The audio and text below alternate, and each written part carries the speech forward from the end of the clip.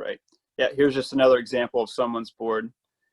And kind of getting back to this, another thing that's it's mentioned in the Commandant's planning guidance and other places, if you're hearing a lot, it's big in the Army right now, is the concept of mission command, which is very much so purpose, method, end state driven, much like us, but it solidifies it a little bit better.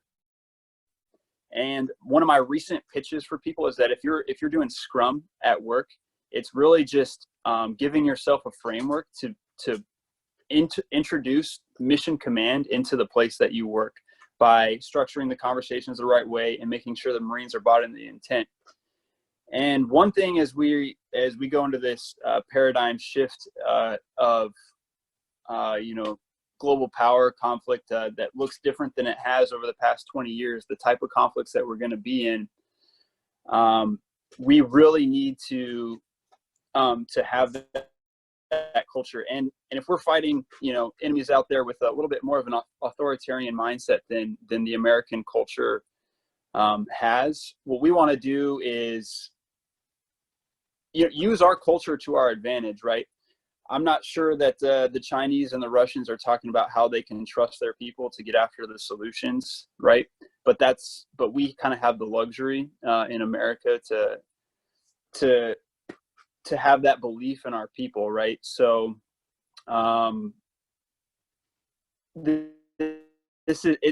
doing Scrum is nothing more than adopting mission command into your workplace. What else we got here? Aaron, so we have a question. Have you considered Jira to manage and track your sprints?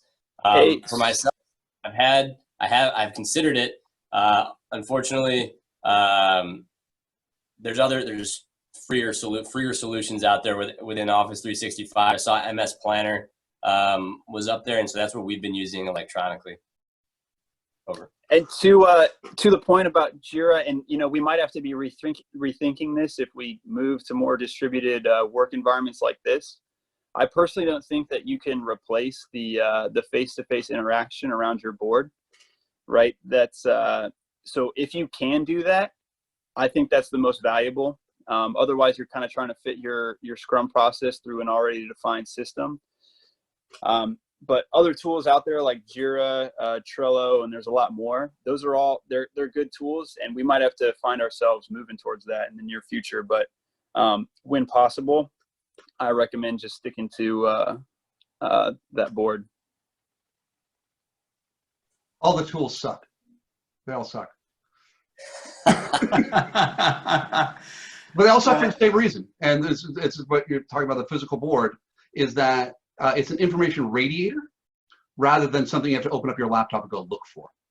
And that is what one of the powers of a physical board is, as you're talking about having the conversations around that board really is a dramatic difference. I mean, now obviously, I use, what do I use? I use Pivotal Tracker right now, which, it's fine. And it's pretty cheap. Trello is free. There's a gazillion of them. But the one thing about tools is don't work the way the tools tell you to work. Figure out what is the best way for you to work, then find a tool that will allow you to do it. Because I see people wrap themselves around the axle trying to say, well, Jira wants me to estimate tasks in hours or, whatever, this madness. So just make sure it reflects what you want to do, don't let the robots win.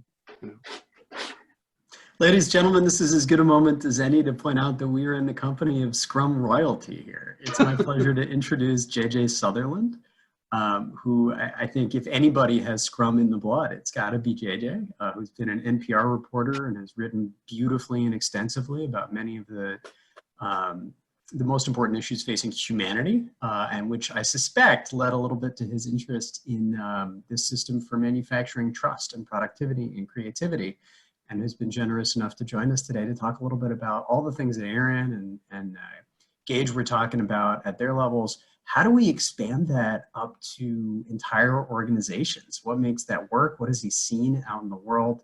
And I should highlight here, JJ, as I introduce you, first of all, that we're totally bowled away to have you. It's so generous of you to have made time today. Second of all, Aaron, Mag, you really couldn't have done a better job setting that up. Thank you so much for the benefit of your expertise there and for your generosity in sharing it. and for all the hard work you're doing out there. And then also, this is very selfish for us at the Centers for Adaptive Warfighting. That scribbling sound, the cacophony in the background is going to be us getting out pens and pencils and shredding paper as you talk, JJ, because we're desperate for every ounce of knowledge you have about implementation here. And I trust that our extended audience is as well. So please stand by for roughly all of the questions from our facilitators as well as from our attendees. Thank you so much for joining us today. And gentlemen, sure. Thanks, John, and thanks, Brandon, for inviting me. I'm honored to be here with servicemen in the American military. I thank you all for your service. It is an honor to be able to speak to you.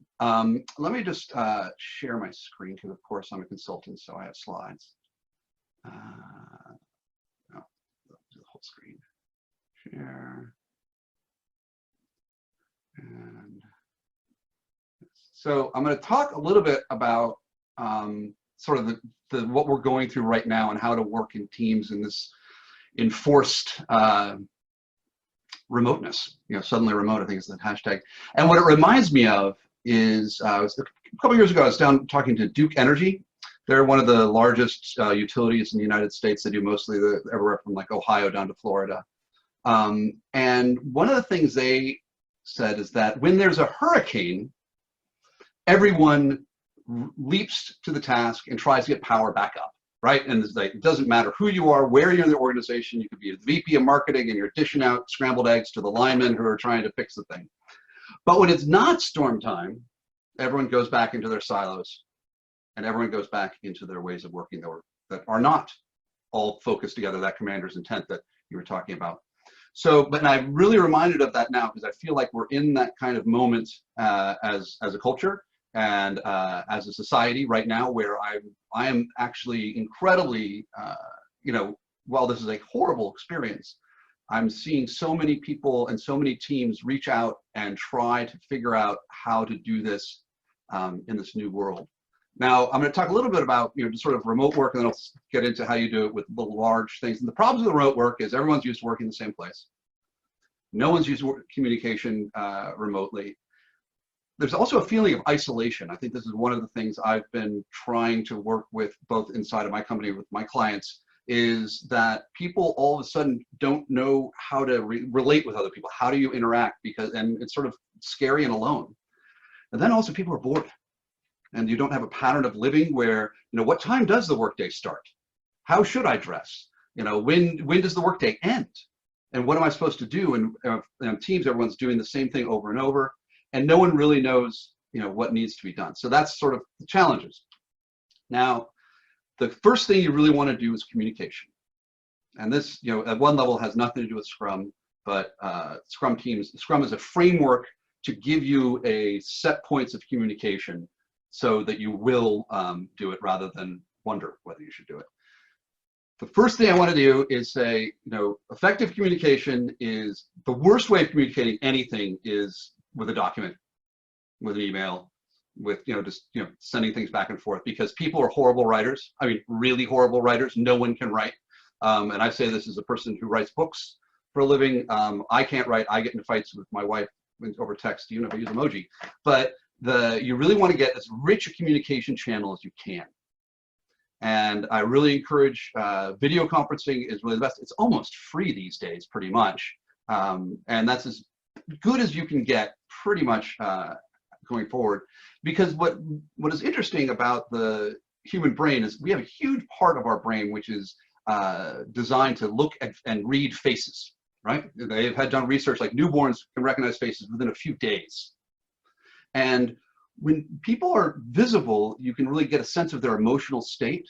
And also when people are visible, that it's sort of, they feel like they're connected. They feel like, oh, I need to appear together. I can't have 5 days of beard growth. I should put clothes on. And that can be sort of a thing that can be very hard. And this is an example of, this is Scrum Inc. This is our scaled review. So these are people who represent teams at Scrum Inc. Not this many, it's about 7 teams, 8 teams.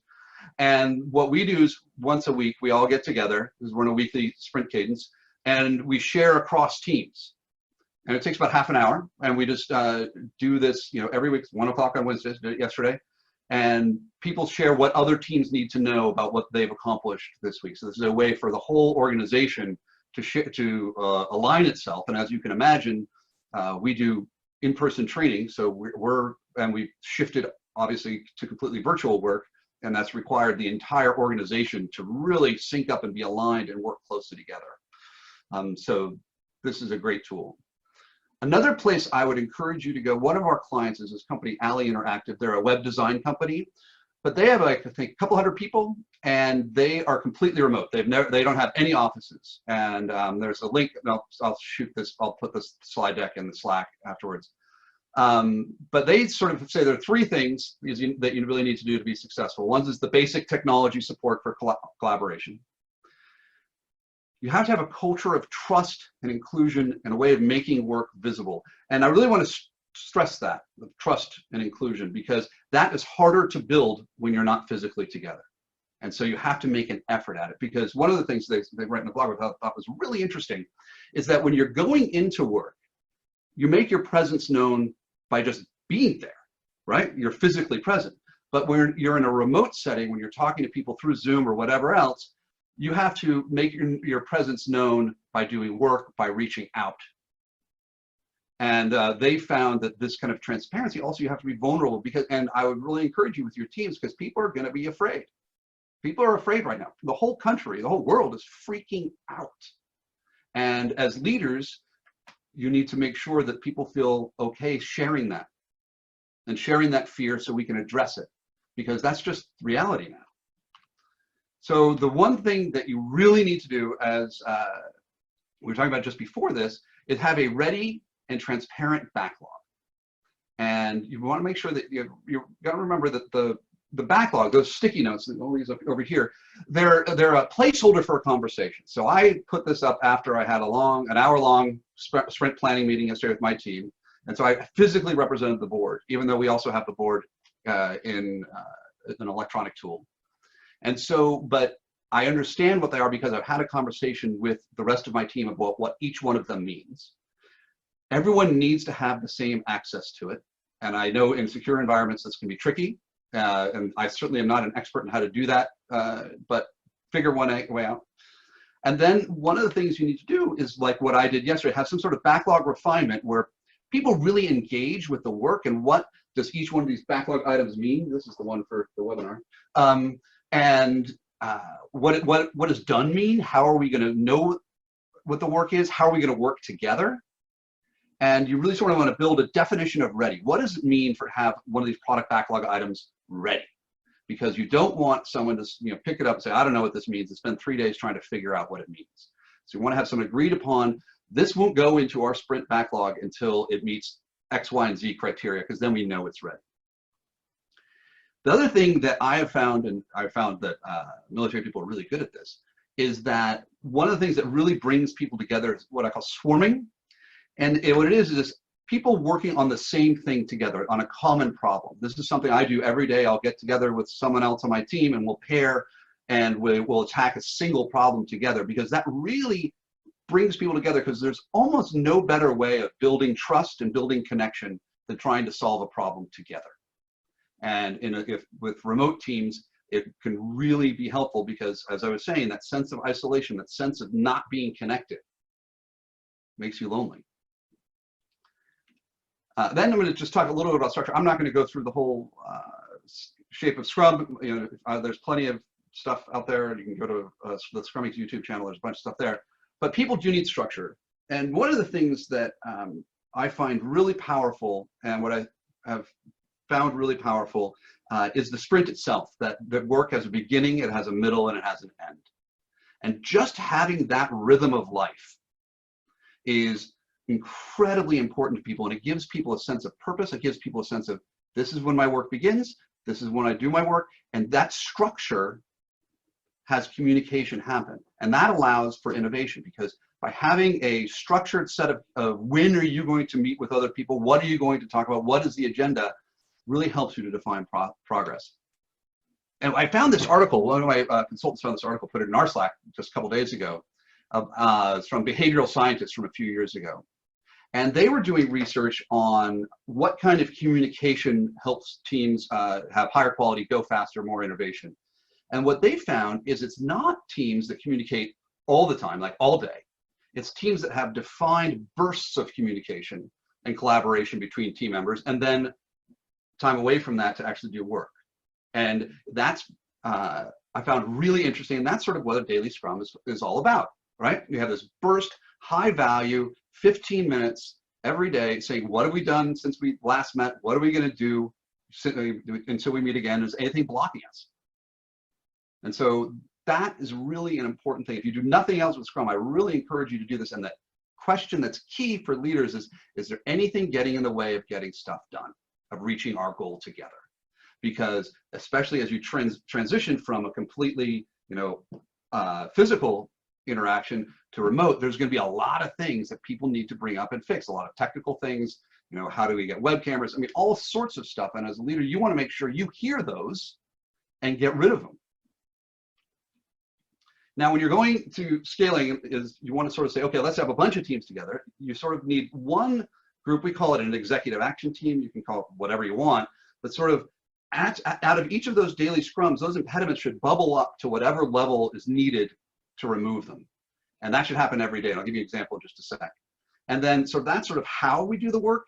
And then also during rapid change, you need to have your product owners, the people who are deciding what you're going to do, also meet regularly, because everything changes so fast. I mean, just over this past weekend, like on Friday of last week, I was saying, oh, well, we'll have a class, an in-person class on Tuesday of this week. Saturday morning, I was like, no, that's not responsible. There's no way we can do it. We have to change. And so you really want to have your product owner team set up so that they meet regularly and they can change as fast as the world is changing.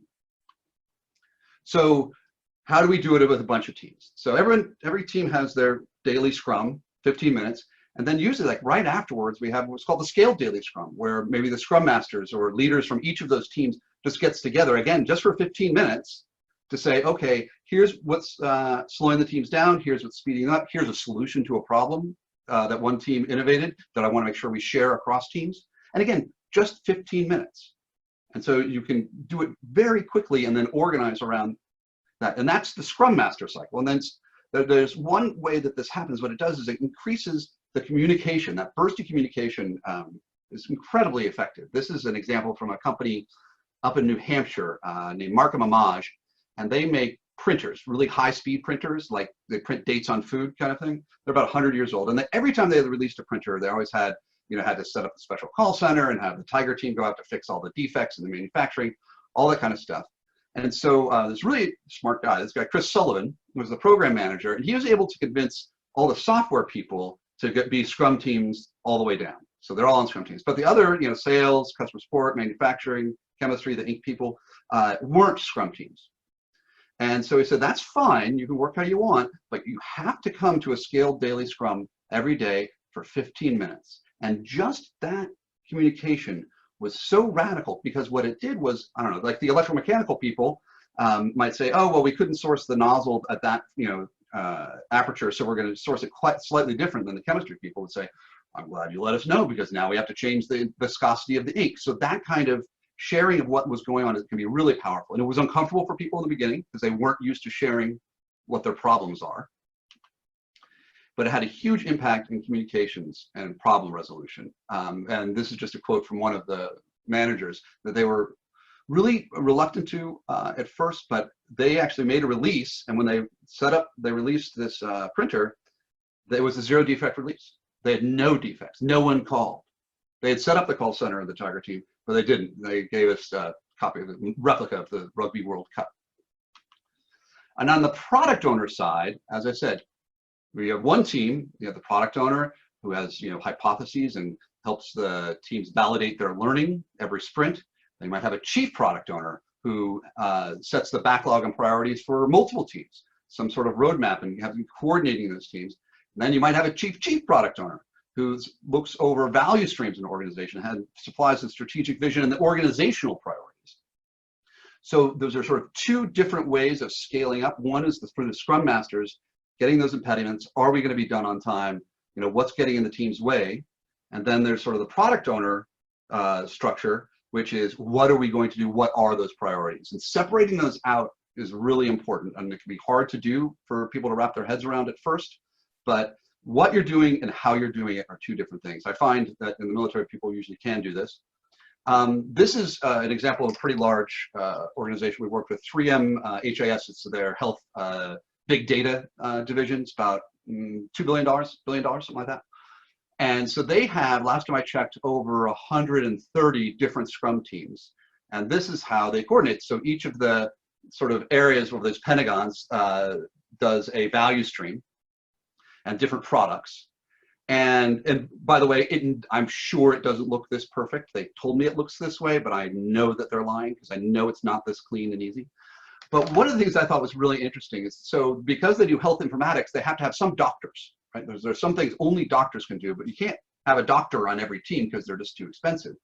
And so they have these virtual teams, what they call knowledge teams, where like once a week, all the doctors get together and decide, okay, what's the doctor backlog that only doctors can do?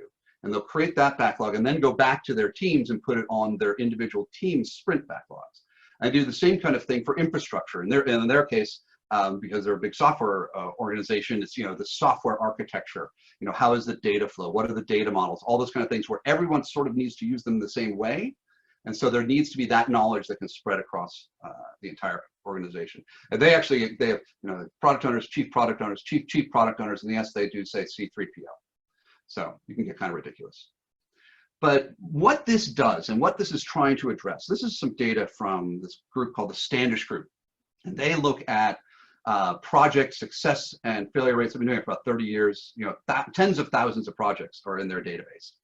And when I was talking to the CEO, and he said, we know that there is a correlation between, agile projects versus traditional projects, that agile projects are more likely to succeed and less likely to fail.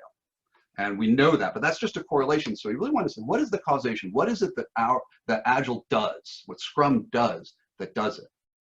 And so then he started to ask people, well, how long does it take your organization to make a decision once you know a decision needs to be made?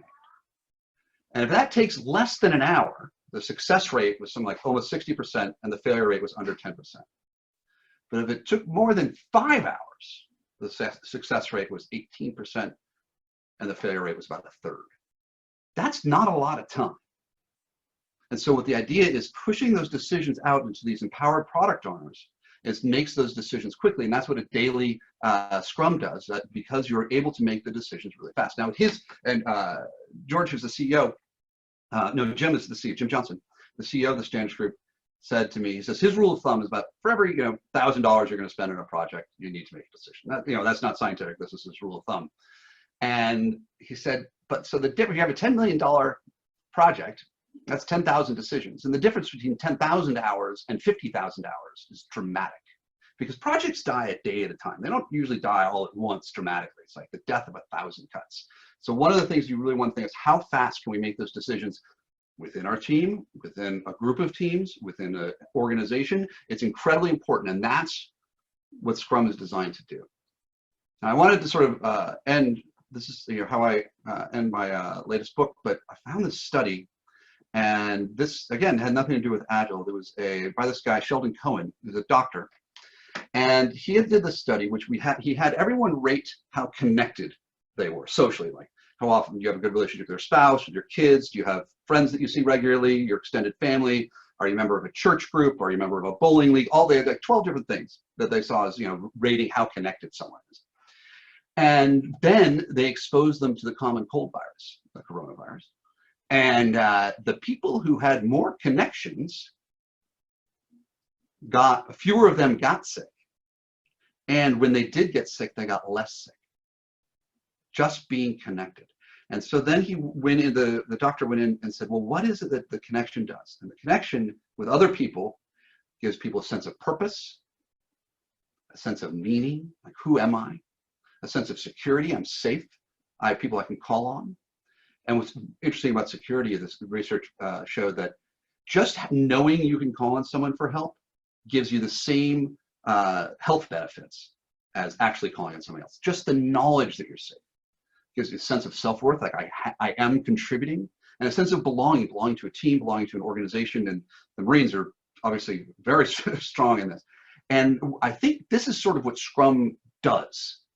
Now, he wasn't looking at Scrum at all, but this is what Scrum does. It gives people this purpose, meaning, security, self-worth, and sense of belonging. Now, one of the values, the last value, there are 4 values in the Agile Manifesto, but the last one is respond to change over following a plan. And that's what we have to do right now. That's what Marines do all the time, sailors do all the time, what people in the military do all the time, because I think it was John actually who told me one time when he was asked, I was talking to him about who his customer was, and he goes, I get it. In combat, your customer is the enemy because they give you really rapid feedback whether you're doing the right thing or not. So what you want to do is, use Scrum to not just survive during this time, but to thrive on rapid change. Because this is an incredible moment. I think I was talking to a friend of mine this morning, and we were trying to, is this like the most global momentous thing since World War II, maybe? Or the Cold War? But it's a dramatic thing that's happening globally. And if you rapidly iterate, you rapidly get feedback, you go through the OODA loop, as was mentioned before, the Scrum team actually gets stronger in adversity. It just doesn't survive, it gets stronger. And so that's one of the things that I hope that you can do during this period of, just crazy. So with that, I will stop sharing. How do I do that here? And happy to take any questions. And a perfect time for it. Team, as we open it up to the assembled attendees here, we got our eyes on the question and answer session.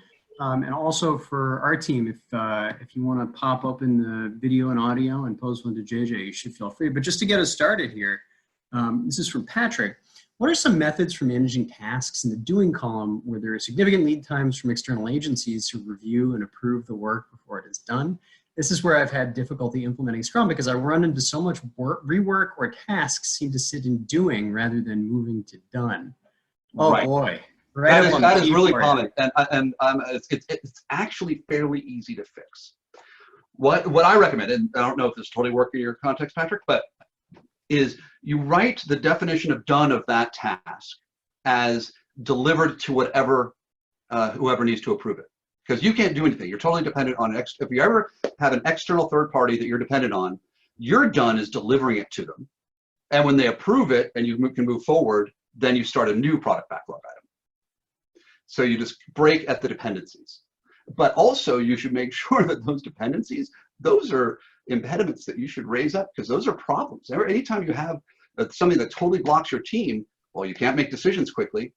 And the phrase Jim Johnson uses for that is decision latency. If you can't make decisions quickly because of that, you should make that visible to the organization so they can start cutting those times down. Hope that helps. And I know that's really easy for me to say and harder to do.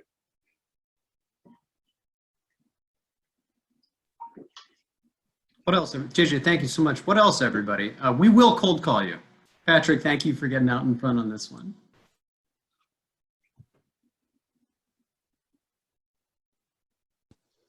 So this is Brandon Smart.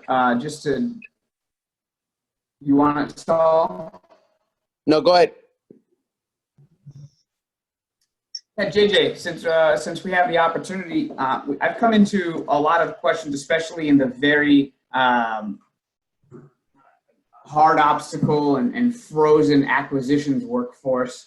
How would you align Scrum to preach to an audience that is so hell-bent on, or they feel that they're so hell-bent on things that slow the process down as much as possible? And I'm going to pull up some direct quotes while you start, and then you can give me some. Well, the mind shift change needs to turn a little bit.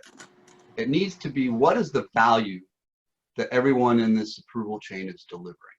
Why are we doing what we're doing? What, is it delivering a new capability to the warfighter? Is it, getting a new process? Is it, whatever it is? But you want to align everybody on a full, it's called a full value stream. So from conception to delivery, that should be, everyone in that value stream should be focused on what is the value that comes out the other side. And that way, and if you align their incentives with that too, that helps a lot. That way they see themselves not as, that they see their part of the process as something that adds value And if the faster they can do it, the faster the value happens. And if there's regulatory stuff that you have to do, you just have to do, like it's the law. I mean, that's fine. You know, you have to do it. I get that. But you really want to make sure that every one of those rules that you have fights for their lives, because there's a lot of times when people invent rules that, you know, it's basically what happens is usually something bad happened a long time ago, and they said, well, you can never let that happen again. They made a rule, and then 20 years later, they're still following that rule, and it's completely inappropriate. It doesn't even apply anymore. The technology is totally different, but they still do those rules. And so I'd really encourage you to look at all the rules and approvals you have to get and ask why. And I know, I mean, again, I know that's easy to say, but if someone is blocking you, make them justify it and say, well, why are you doing this? Why are you slowing down value delivery? I mean, isn't your job to deliver value to somebody? Here's another one to build on that. Given current social distancing guidance, what suggestions do you have for how to conduct Scrum virtually? I mean, assuming one has to find a way to do that.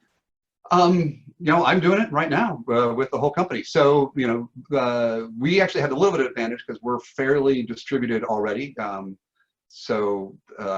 pulled everyone in from overseas, but usually we have a lot of people in, you know, in Japan and Britain and Germany and all sorts of places. Obviously, sent them all home. But we do our daily stand-ups on Zoom. I did one this morning. We do our sprint planning, just video. We are really sure to communicate or even over-communicate, because I was at a talk by the head of the Wikipedia company, the Wikimedia Foundation, and they're very distributed because they're a nonprofit based in San Francisco, and they can't afford to hire software designers and developers in San Francisco because they're really expensive. And so what he has found is what happens is when you're all co-located, you can be sloppy in your communication because everyone hears the stuff. And so when you're distributed, you have to be more disciplined. And the Scrum framework actually gives you a set of time-boxed places where specific kinds of communication are going to happen. And that helps a lot. So it's communication, making sure everyone agrees on, one thing that I really do encourage people to do is have some sort of team working agreement, because, you know, okay, we're remote now. How are we going to work together? You know, what are the rules? Are we going to have video on all the time or not? Are we going to do it this way? Or when are we going to meet? What kind of thing? How are we going to define done?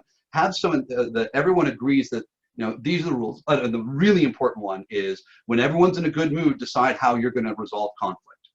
Because it's better to have a system for that at the beginning rather than when there's conflict. And there will be, right? I mean, that's just part of human nature. So that's the kind of things I mean, I find it pretty easy to do it in distributed context. It's just the communication part you have to be really disciplined about. Apropos of which, JJ, how often do you see private organizations struggling with implementing Scrum at scale, even if individual teams? Everybody struggles with it. What stands in their way? What are sort of the classic signs? There's a few things. One is, okay, well, Scrum and Scrum at scale is just for the people down there, but, you know, I'm a VP or I'm a, you know, 06 or whatever. My job and the way I work is not going to change. I'm going to get all the same reports. I'm going to get all the same stuff. I'm going to, you know, act in a very command and control manner, not let, you know, these teams self-organize and, you know, follow through in the commander's intent. So that's the first thing, is that the leadership itself doesn't buy into it. That's the big struggle, because it's a mind shift. The other thing is, there are, you know, a bunch of them, but another one is that the incentives don't change, because people are not dumb. If you reward a behavior, even though you say you want a different behavior, you will get the behavior that you reward. You know, it's the classic "show me how I am" bonus, and I will show you how I will act. Right? I'm mangling that quote, but that's a big one. The other thing is that, and what's really interesting about some of the military teams I work with, this is not as true, but sometimes it is, but is that siloed expertise. So you have this group of people who's going to do all the design, and this people who do all the engineering, and this group of people who's going to do all the engineering. It goes from one silo to the next silo. And breaking those down and getting teams that are cross-functional, that means, this one team in a perfect world, every team would be like this. They could have their backlog that aligns with the organization's backlog, and they don't need to talk to anybody else to get it done. That's the perfect thing, that teams don't have to talk to each other. This is why Amazon is famous for those 2 pizza teams, because they've actually architected this. I know this in AWS. I'm not sure about the rest of Amazon. They've architected their product so they have these little microservices that only need 1 to 3 teams about to work, but the interfaces between those pieces of the product are known and they're stable, and therefore they don't need to talk to each other that much. Jeff Bezos had said in an interview, I think about 18 months ago, he says, communication is the worst thing in a corporation because you want to limit the communication paths. And it was one of my consultants who's working in England this week, he's coming back tonight, was saying he realized that one of the things, by limiting the communication paths, we're also limiting the disease paths. Because if you have only these interfaces, this limited number of interfaces, the amount of people who are getting together would reduce the spread, which I hadn't really thought of, but I thought that was kind of an interesting insight. Awesome. 2 final questions for you here. I think they dovetail actually pretty nicely. One of them from Army Contracting Command and another from the schoolhouses down at Camp Johnson. So what government organizations are using Scrum at scale effectively in your experience? And what are the metrics that prove most effective in convincing skeptical officials that it's a good idea to try it? So in my latest book, I write about some experience that Commander John Hasse had with explosive ordnance disposal. And you can read about that. I think he's on the line, but so you can read about that there. That's all Navy approved what he did. I have been hearing great things about the Marines from you, John, that people are doing it there. I have not interacted with them personally. There's some places in other militaries, non-US militaries that I know of that are doing it pretty well. So it's there. Because Scrum, my father, who created Scrum back in '94, he's actually a West Point grad. And then he went into the Air Force and flew fighter planes in Vietnam. And so a lot of the thinking that's baked into Scrum comes out of that experience, comes out of that being taught in that way. So usually military people really grasp onto it pretty quickly. How do you convince people to do it? Nothing speaks louder than success. Say, hey, can we try an experiment? Can we do it for a little while? See what happens. But just do something. Also, just don't ask for permission. Just do it anyway. I mean, who can tell, right? They just want the result. To deliver more results, they don't care how you work, right? It's, work however you want. Was there another part? Last one actually along those lines, and then we'll pass you off to another master facilitator here. What are your thoughts on the scaled agile framework generally, and how it compares to Scrum as a methodology?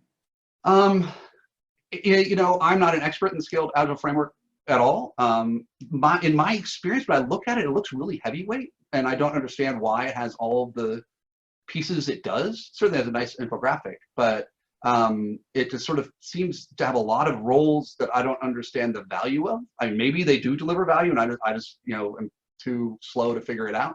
But I've never seen it work all that well. Then, in my experience, also, if you go on their website and you look at the case studies they have, they get like 20-30% increase in productivity. And I'm not interested in 20-30, which is great. I mean, that's better than nothing, right? But the groups I work with, I try to get 200, 400, 800% increase in productivity. And then you can go to scruminc.com and read the case studies there. And I don't know why my phone's ringing. Sorry about that. Let me just hang up. Of popularity. But so again, I'm not an expert, and maybe I misunderstand it, but it doesn't seem to be as fast as I want to go.